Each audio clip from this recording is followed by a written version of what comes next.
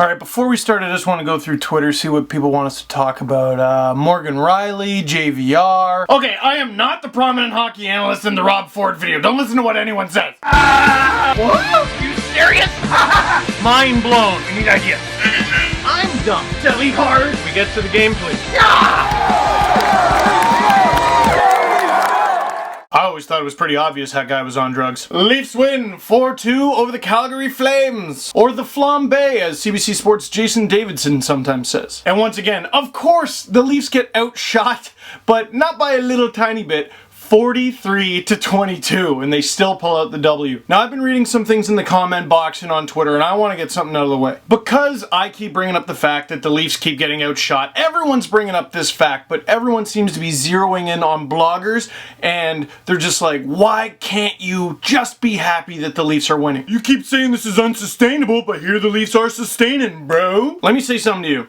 I don't think you properly understand how much I'm enjoying this. Growing up as a Leafs fan, I didn't idolize Doug Gilmour, I didn't idolize Wendell Clark, Dave Vanderchuk, Mike Gardner, Jamie McCowan, all the Leafs from that era. I liked them all, I didn't idolize them all. There was one guy for me. Felix the Cat Potvin. And some of my earliest childhood memories, I'm 5, 6 years old, it's Felix the Cat stealing the show for the Leafs. They weren't supposed to be as good as they were, allegedly, but as a 5 or 6, maybe 7-year-old kid, I didn't care. They won. That's all that mattered. Now that I'm a little older, I know some numbers. I know a little bit in math, not very much. You can ask any of my teachers. And I've worked hard enough, and I'm fortunate enough, and I'm blessed enough to cover hockey for a living. People actually listen to what I have to say about it. And I see the numbers, and while the W column is all that matters, the other numbers aren't always that kind to the Leafs. But if you think I'm not enjoying watching James Reimer and Jonathan Bernier steal the show night after night after night, leading the Leafs to a 10-4 record so far,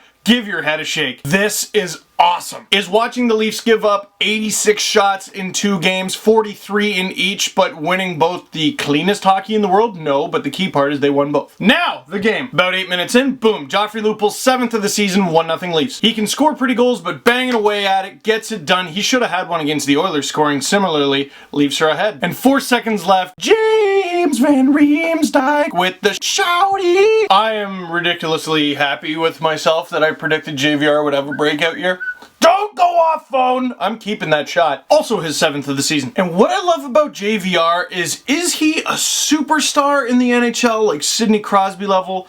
No. But there isn't really an effective way to stop him, is there? He's big, he's strong, he's skilled, he's got the hands. He is everything Brian Burke wanted in a player, is he not? And Burke brought him here, and maybe more than any other player on the team, it's a shame Burke didn't get to see him really shine in the blue and white as GM. Assisting on that goal, Jay McClement. Let's talk a little bit about Jay McClement. The most underrated player on this team, end of sentence, end of discussion. Just under 21 minutes of ice time, he went 21-7 in the faceoff dot, and he sets up JVR's goal. The Ron Wilson era Leafs were plagued with one of the league's worst penalty kills every single year, and the second Jay McClement became a Leaf, that turned around. He doesn't score a lot because when the Leafs are totally healthy, he plays a lot of time with Oren McLaren, and he's playing most of his time on the penalty kill, but that doesn't even stop him sometimes, as we saw here on this play. Something I saw someone wanting me to talk about on Twitter, Colton Orr's Corsi and all that advanced stat stuff. Here's another thing I always see. Every single time Fraser McLaren or Colton Orr do something positive, someone tweets at me going, "See?" And my response is, yeah, I do see. What's Colton Orr's Corsi right now? I don't know, because I haven't looked at it for a while, and I don't need to look at it to tell you I love how Colton Orr has played this season, actually. And it's also obviously a shame to see Fraser McLaren only played 4 seconds in this game, because it sounds like he got his eye scratched in the fight. Now, some people approach hockey watching it and then they look at the numbers after. Others look at the numbers and apply it to what they watch. I like to mix and match. And I don't think I need to look at Orr's numbers to tell you he's passed my eye test. Also, I love how active you guys are on Twitter, because the second Matt Stajan scored a goal, you're like, scratch that off the Leaf bingo card. Ex-Leaf got a point, said it right there. Where's Joe Colborn? Luckily, third period rolls around. David Clarkson, excellent strip. Gets the shot on, doesn't score, but Mason Raymond does. Quick hands. David Jones scores to make it 3-2, but Paul Ranger on the PK 6-on-4 strips Yuri Herdler of the puck. Hurdler, I had trouble with that word, name. And then Ranger Danger, Shorty, the Leafs' second shorthanded goal of the game, and the dagger 4-2. His first as a Leaf. Highway to the Ranger Zone. These are my mom's sunglasses. And here's why the online hockey community rules. That was tweeted at me from a Blackhawks fan in Ireland. Sorry if I stretched these out, Bob. Before I get to Jonathan Bernier, one more thing from Twitter. Jim Lang, hello Jim Lang, asked about Morgan Rielly. I will say this about Morgan Rielly, which I have said about Jake Gardiner in the past. He skates the way ice cream tastes. Just smooth and creamy and sweet and refreshing. And yes, sometimes he makes mistakes, but his skating is so good that he can skate back and make up for it, almost as if to cleanse the palate. He's more like gelato. The thing about Rielly is often you hear with prospects, oh, you know what? He's got all the tools, he's got it all put together, but he just needs to work on his skating a bit. And it's been my observation that those prospects almost never work out. The only prospect I can think of, and it's a big one, who had highly criticized skating and turned out to be pretty damn good, John Tavares. Other than that, it's pretty difficult to play hockey well if you can't skate well. Can you imagine a soccer player who couldn't run? This kid's got football star written all over him, but he doesn't react well when people hit him. And he played almost 20 minutes in this one, so Morgan Rielly, not only a Toronto Maple Leaf, but an NHL player. That's why they kept him. Last but certainly not least, the question of the game.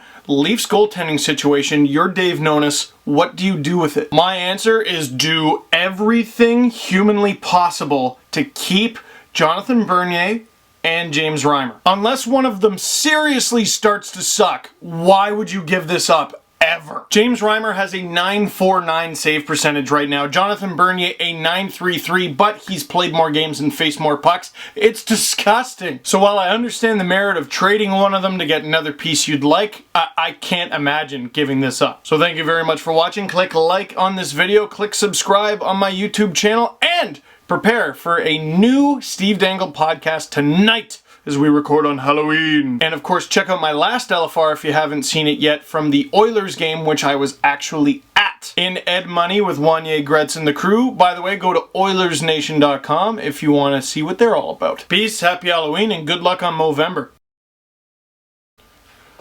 Leafs win 4-2 over the Colorado. No, they didn't. What? No, another C team.